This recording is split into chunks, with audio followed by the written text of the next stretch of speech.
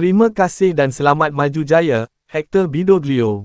Kelab Bola Sepak Johor Darul Ta'zim, JDT, mengucapkan terima kasih kepada Hector Bidoglio atas komitmen tidak berbelah bahagi dan khidmat yang diberikan kepada kelab sejak menjadi sebahagian daripada keluarga JDT pada 2022.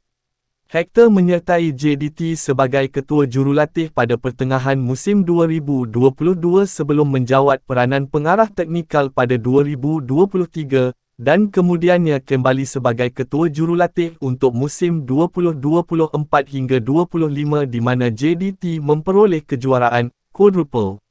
Hector memenangi 2 gelaran Liga Super Malaysia, 2 Piala FA, 2 Piala Malaysia dan 1 Piala Sumbangsih sepanjang khidmatnya bersama Harimau Selatan serta kekal tanpa tewas dalam semua pertandingan domestik.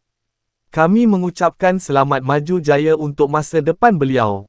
JDT akan mengumumkan ketua jurulatih baharu sebagai antara usaha kelab untuk terus meningkatkan standard dan meneruskan tradisi kejayaan memenangi piala. Luaskan kuasamu Johor.